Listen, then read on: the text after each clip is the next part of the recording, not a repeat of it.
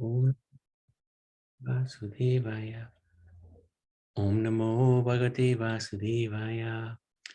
So, Hare Krishna, dear devotees, thank you very much for joining us today, and I'd like to seek your good wishes, your blessings, so that we can carry on with the Srimad Bhagavatam overview of 10th Canto, chapters 24 and hopefully 25. I'd like to seek the blessings of Giriraj, because we're going to talk about Govardhan Hill today, and the Guru Parampara to wish their best wishes on us.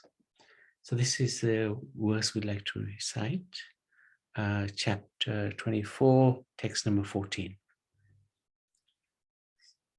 Asli chedishvara kaschid phala rupiyanya karmanam kartaram bhajate sopi nahi akru kartu prabhuhi saha. Even if there is some supreme controller who awards all others the results of the activities, he must also depend upon a performance engaging in activity. After all, there is no question of being the bestower of fruitive results unless fruitive activities have actually been performed. So this is Lord Krishna taking the role of an atheist. He's saying, even if there is some supreme controller. So it's implying that what if there isn't? Very interesting. This is the worshipping Govardhan Hill chapter of the Bhagavatam. And in this chapter, Lord Krishna crushes the pride of Indra by prohibiting a sacrifice intended for him and initiating a substitute sacrifice in worship of Govardhan Hill. So Krishna initially questions his father. When Krishna saw the cowherd men busily preparing for a sacrifice to Indra, although being the omniscient Lord, he already understood their situation, yet he still humbly inquired about it from his father. Please tell me what sacrifice you are doing and for whom it is. Is it a ceremony based on scriptural injunction or simply a tradition? So Nanda Maharaj replies, he explains that the rains that have come have been given by Indra, and they enable all living entities to maintain their lives, and which gives happiness to all. Therefore, this sacrifice is executed to satisfy him, to please him. Indra is worshipped by his remnants are taken to sustain our lives. And Nanda Maharaj also says to him, this is actually based on sound tradition. Because Krishna is asking, he's sort of mocking him. Oh yeah. So Krishna responds to Nanda Maharaj, you're talking about Indra giving these rains, but actually the fact of the matter is it's karma alone that living entities take their birth in a certain body, experience varieties of happiness and suffering in that body, and then give it up as the karma pertaining to it runs out. It's nothing to do with Indra. So this is an interesting picture where Krishna is seeing the cowherd men all gathered, preparing this yajna, and he's questioning his father. He saw the men, asked them why. Nanda Maharaj answered, due to tradition, we're worshipping Indra. Eventually, Krishna persuaded the men not to do the sacrifice. Rains even fall on the ocean, and due to karma, we get rains. Instead, he asked them to worship Govardhan and local Brahmins. Nanda Maharaj finally relented. So that was a quick summary. So in a little bit of detail, it is karma alone that is our enemy, our friend, our guru, our Lord. And Indra can do nothing to alter the happiness and distress of anyone. For everyone is tightly bound by his karmic reactions and must follow his own nature. To some degree, that's true. If one doesn't take shelter of the Supreme Lord, that's absolutely true. Even if there is some supreme, and then Krishna questions, even if there is a supreme controller who awards everyone the results of their activities, he must also depend on our activities. So if we don't do the karma in the first place, what is the supreme controller going to decide? After all, there is no question of being the bestower of fruitive results unless fruitive activities have actually been performed. Since Lord Indra cannot in any way change the destiny of human beings, which is born of their own nature, why should people worship him? So Krishna is trying to persuade the cowherd men to stop worshipping Indra. And instead, one should worship work itself. A person should remain in the position corresponding to his nature and should perform his own duty. He carries on. The Brahman maintains his life by studying and teaching the Vedas, the Kshatriyas by protecting the earth, the Vaishya by trade, the Sudras by serving the higher classes. And the occupational duty of the Vaishyas, which is where we are conceived in 4 divisions: farming, commerce, cow protection, and money lending. Out of these, we as a community are always engaged in cow protection. The causes of creation, maintenance, and destruction are the 3 modes of material nature, namely goodness, passion, ignorance. In particular, the mode of passion creates this universe, and impelled by this mode, the clouds pour down their rain everywhere. And by this rain, all creatures gain their sustenance. What has the great Indra to do with this arrangement? And he also explains that how intelligent is this Indra? It even rains in the ocean. Does the ocean need water? That Indra may, let's say, fall on the ocean? So he's questioning, in that way, he's putting a doubt in the minds of cowherd men, that actually there is no point in worshipping Indra because the rains come anyway. It rains on the oceans. So Krishna's point was very relevant, actually. Furthermore, the cowherd men's proper residence is in the forest and on the hills. Therefore, he's advising the cowherd men, you should offer worship to the cows, the Brahmins, and Govardhan Hill, and do it in this way. So Krishna is not only trying to persuade them to stop worshipping them, he's got an alternative. And furthermore, he's going to describe how that worship can take place. Let many different kinds of food be cooked, from sweet rice to vegetable soups. Many kinds of fancy cakes, both baked and fried, should be all prepared. All available milk products should be taken for this sacrifice. The Brahmins, learned in Vedic mantras, must invoke the sacrificial fires, and the priests be fed with nicely prepared food and rewarded with cows and gifts.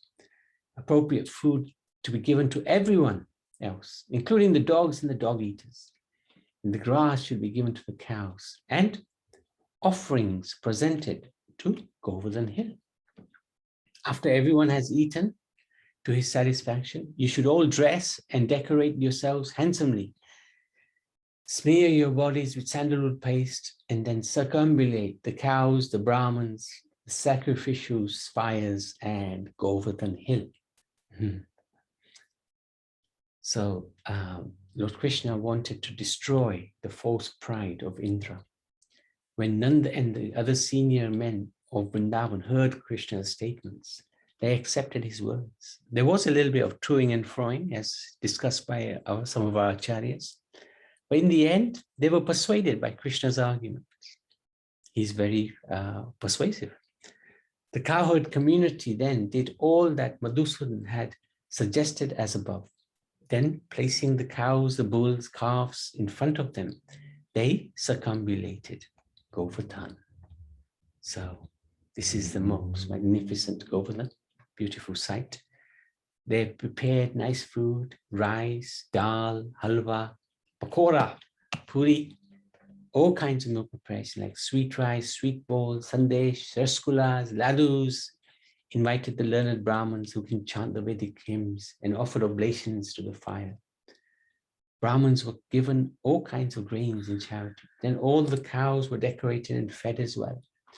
After this, the sacrifice known as Govardhan Puja began. So keeping the cows in front. The people then circumambulated the hill. Nand Maharaj called in learned Brahmins and began to worship Govardhan Hill by chanting Vedic hymns and offering prasadam. Krishna then showed his amazing potency. He assumed the form of a huge, unprecedented, transcendental mountain. And declared, I am Govardhan mountain. So he's simultaneously the devotee Govardhan and the mountain Govardhan as well. This is a little hard to comprehend, but this is the way it is described in the Bhagavatam. He's both the devotee Govardhan and Supreme Lord is manifest as Govardhan as well. He devoured all the food and other offerings presented to Govardhan.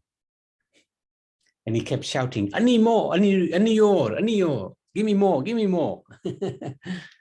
As he did so, he proclaimed to the cowherd men that although they had worshipped Indra for so long, he had never appeared in person. So Indra never came to them. He's very ungrateful. You worship him, but he never shows up. But here, Govardhan has himself come, manifested before your eyes and eaten all your offerings. That's incredible. Therefore, they should all now offer obeisances to Govardhan Hill. Then Krishna joined the cowherd men in offering obeisances to his own newly assumed form. So there you go. This is Govardhan Hill. Krishna expanded himself as Govardhan Hill. He assumed a transcendental form, declared to the inhabitants that he himself was Govardhan. He ate all the food offered. And the form of Krishna who began to eat the offering was separately constituted. And Krishna himself, along with the other, there you go, there he is, cowherd men, he also did the parikram of Govardhan. So he was there simultaneously as Govardhan and himself. And this is the first Govardhan Puja, 5,000 odd years ago. This is the end of chapter 24. Any questions? Any comments? Prabhuji, yes. Indra was the administrative officer in charge of the rain. But I think he forgot his position and wanted to surpass Krishna. Who is he? So yes. That is not a what I would say, not an intelligent thing to do, but it's a pride, isn't it? Pride of Indra. Pride, yeah. It shows even in the heavens, the devatas forget sometimes because they see Krishna as a little boy who's playing some pastimes. And we'll see that with Lord Brahma as well. Of course, actually with Lord Brahma, this is Krishna putting that illusion on him. Brahma is never illusioned. But Indra was illusioned. He was thinking, I am the supreme controller. And how dare this little talkative boy persuade them stop worshipping me. I'll teach them a lesson. And his intentions were very, very bad, actually. He wanted to kill the Brijvasis, Krishna's own family. So there's not much more offensive behavior than that. Krishna is very kind. He didn't punish him very heavily. Okay, chapter 25. So this is text number 23 of chapter 25. Kshatrivyatam shukapeksham hitva te rajavasibi vikshamano tataradrim saptaham nachalat padat. Lord Krishna, forgetting hunger and thirst, putting aside all considerations of personal pleasure, stood there holding up the hill for 7 days as the people of Raj gazed upon him. I try to pick the hardest verse. You did very well. Very good. So very interesting next episode. Krishna lifts the Govardhan mountain. So Indra was overcome by anger.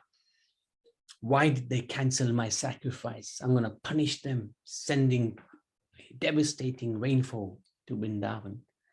And Lord Krishna in this chapter is described how he protects Gokul by lifting Govardhan Hill for 7 days, using as an umbrella, as the Govardhan Hill as an umbrella to ward off the rain. Indra, angered at the disruption of the sacrifice meant for him and falsely presuming himself the supreme controller. This was the issue. He was thinking, I am the controller, and what's going on here? People often give up pursuit of transcendental knowledge, the means for self-realization, and imagine that they can cross over the material existence by mundane fruitive sacrifices. Similarly, these cowherd men have become intoxicated by pride and have offended me by taking shelter of an ignorant, ordinary, foolish, arrogant, and over-talkative child, Krishna. To remove this supposed pride of the residents of Braj, Indra sent the clouds, known as Samvartaka. These are devastating clouds. They appear at the end of the day of Brahma, end of the life of Brahma, to finish off the universe, whose function is to facilitate the destruction of the world. Indra instructed the clouds, now go and remove their pride and bring their animals to destruction. I will follow you to Vraj, riding on my elephant Airavat, and taking with me the swift and powerful wind gods to decimate the cowherd village of Nand. This is really bad intentions, really, really bad intentions. You could even say worse than the demons, because the demons just wanted to kill Krishna. They didn't really particularly want to harm the Brijbasis. But here, Indra wanted to destroy the Brijbasis, the animals, everyone. He called for his Samvartak, devastating clouds, ordering them to destroy Vrindavan, inundate the whole area with a flood, extensive flood. He wanted to destroy the Brijbasis and the cows. Indra thought Krishna is simply a talkative child, unaware of the complete cosmic situation. The clouds began to pour water incessantly with all their strength and power. There was constant lightning, thunder, blowing of severe wind. He'd called upon the wind gods as well. The rainfall seemed to fall like piercing, sharp arrows. By pouring water as thick as pillars, without cessation, the clouds filled all the lands in Vrindavan with water. The situation was very dangerous. On his order, the clouds of universal destruction, released untimely from their bonds, went to the cowherd pastures of Nand Maharaj, began to torment the inhabitants by powerfully pouring down torrents of rain upon them. They weren't just torrents of rain, they were pillars of rain. Propelled by fearsome wind gods, the clouds blazed with lightning bolts and roared with thunder as they hurled down hailstones. As the clouds released torrents of rain as thick as massive columns, the earth was submerged in the flood, and high ground could no longer be distinguished from low ground. Trembling from the distress brought by the severe rainfall and trying to cover their heads and calves with their own bodies, the cows approached the lotus feet of the Supreme Lord. The cowherd men were also very disturbed by this and approached Krishna for shelter too. Krishna, O most fortunate one, please deliver the cows from the wrath of Indra. O Lord, you are so affectionate to your devotees, please save us also. Immediately, they naturally just turned to Krishna. He's a little boy, 7 years old. Understanding that this trouble was the work of Indra, Krishna decided to smash to pieces Indra's false prestige. for Indra's own good, I must protect the cowherd community by my transcendental potency, for I am their shelter, and indeed, they are my own family. This is really amazing. This is what we want to be part of, this family. After all, I have taken a vow to protect my devotees. Thus Krishna lifted Govardhan Hill with one hand.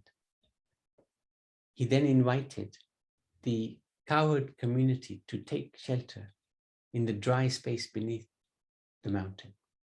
Their minds thus pacified by Krishna, they all entered beneath the hill, where they found ample room for themselves and all their cows, wagons, servants, priests, all the other members of the community as well. Lord Krishna, forgetting hunger and thirst, putting aside all considerations of personal pleasure, stood there holding up the hill for 7 days as the people of Braj gazed upon him. So somewhere, there you go. This is really amazing. This is the fellow who eats 8 times a day. Right? He eats 8 meals a day. So for 7 days, he did not eat.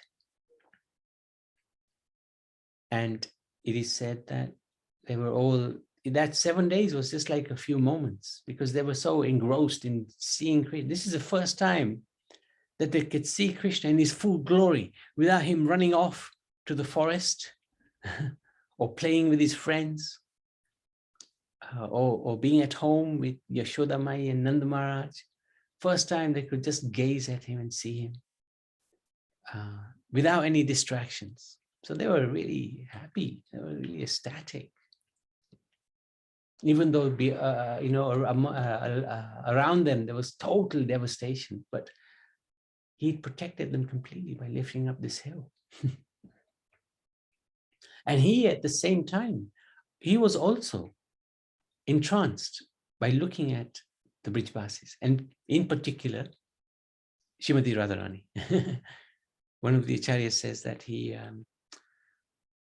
whenever he used to look at Srimati Radharani, he used to tremble a little bit, and the hill would shake a bit. And then he would look at Balaram, and Balaram would be looking at him, and he'd realize, oh, let's get my act together. So this is the wonderful.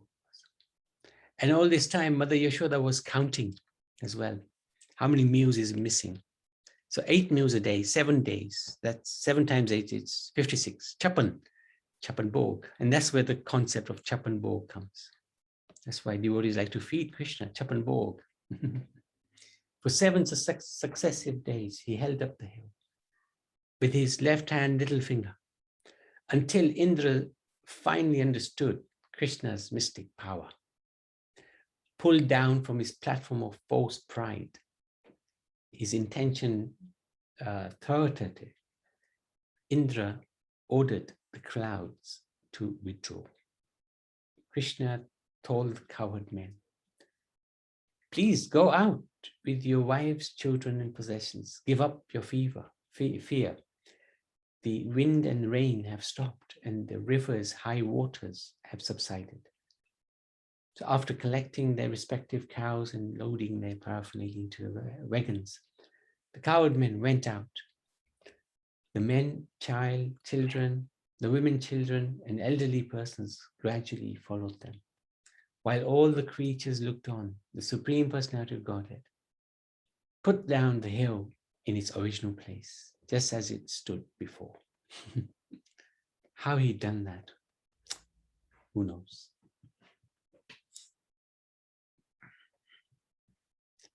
Mother Yashoda, she used to say to Govardhan, if you make my Krishna tired, I will be very angry at you.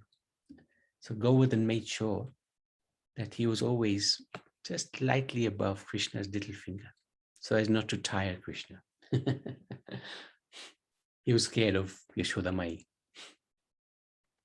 If you see, the cowherd men also say, okay, let's give you a hand. We'll help you hold this mountain up. So they were also engaged in this transcendental pastime.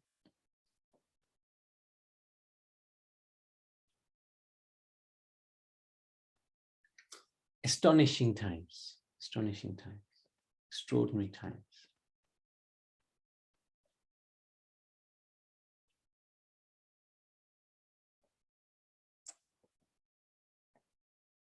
The cowherd men were in ecstasy, showing loving symptoms such as flowing tears and bodily hairs standing on hand. They embraced Krishna and offered him benedictions according to their respective positions, some embracing him, others bowing down to him, and so forth. The cowherd women presented water mixed with yogurt and unbroken barley corns as a token of honor, and they showered auspicious benedictions upon him. Mother Yashoda, Mother Rohini, Nanda Maharaj, and Balaram, the greatest of the strong, all embraced Krishna. Overwhelmed with affection, they offered him their blessings.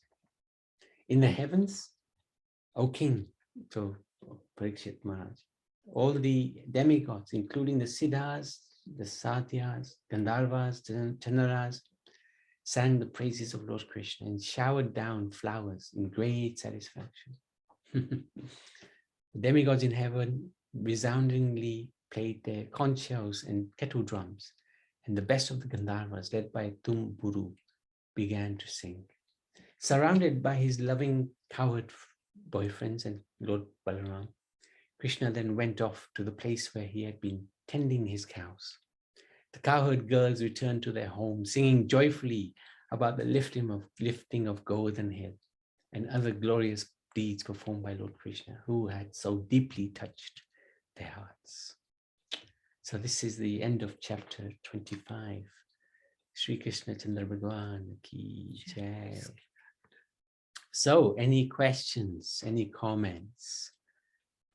Such an amazing 2 chapters describing Govardhan Hill, the worship of Govardhan Hill, which we will do in the month of Kartik. But I was thinking we could also, this is an appropriate time to do Govardhan Puja, Govardhan Parikram. We don't often get a chance. We did it last time in Kartik Mass. So I was thinking the next session, not tomorrow. Tomorrow is the appearance of Rupa Goswami. So we'll celebrate that. But on Friday, we can do Govardhan Parikram. I hope that's okay with everybody. And it's Radha going Julan as well, is it? Oh, is it today? Oh, I was supposed to look at that, wasn't I? Oops. So any comments, any questions? Otherwise, Madhusudan Prabhu would like to take on the instructions. Jai Haribol, Hare Krishna. Hare Krishna. Giri Govardhan ki jai. Hey. Srila Prabhupada ki jai. Bhagavatam ki jai. Yeah, this is interesting, these pastimes. And so the instruction, just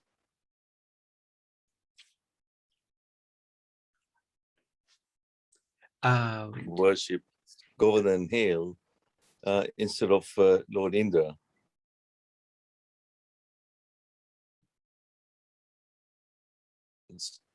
And understand how he got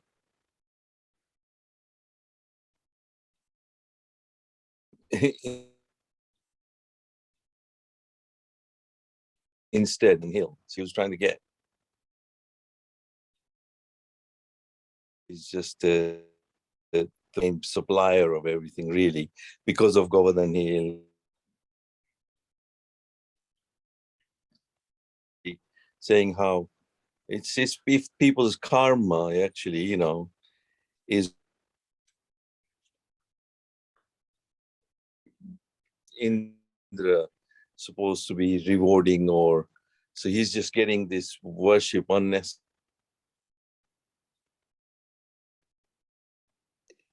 Like if he wants to give a trophy to someone, unless somebody puts an effort and the efforts that are, he should be directly worshipped or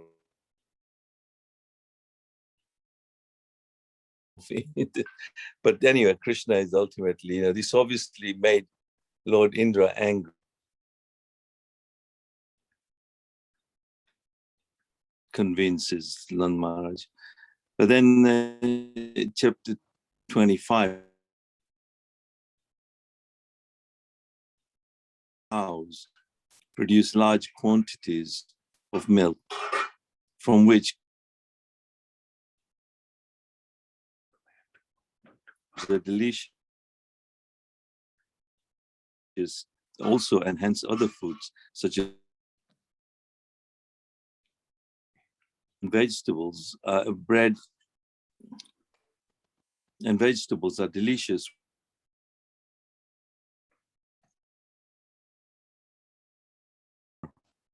Yogurt, dairy products are always desired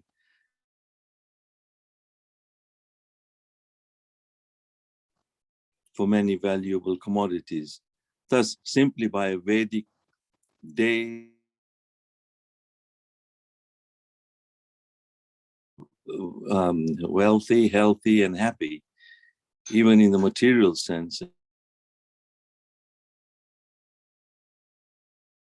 Associates of the Supreme Lord Krishna. So actually, it just shows, you know,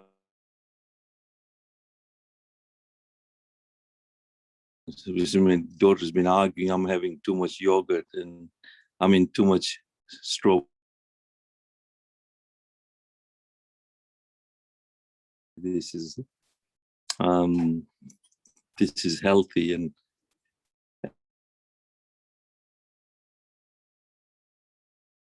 even in a demigod like Lord Indra, who then got this pride. So that's amazing. He further actually explains why Krishna does these pastimes. Just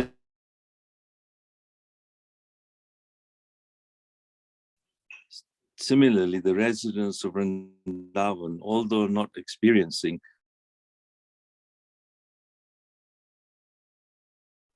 at the activities of Indra, and thus intensified their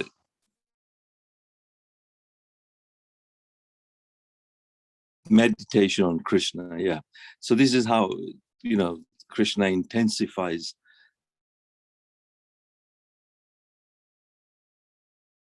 people start to think more of Krishna. But just, you know, so sometimes we all know, and that's how he enhances. The Prabhupada tries to explain how this pastimes actually enhance our meditation on Krishna. Jai, thank you. Haribol. Thank you so much, Hare Krishna Prabhu. Any questions, any comments?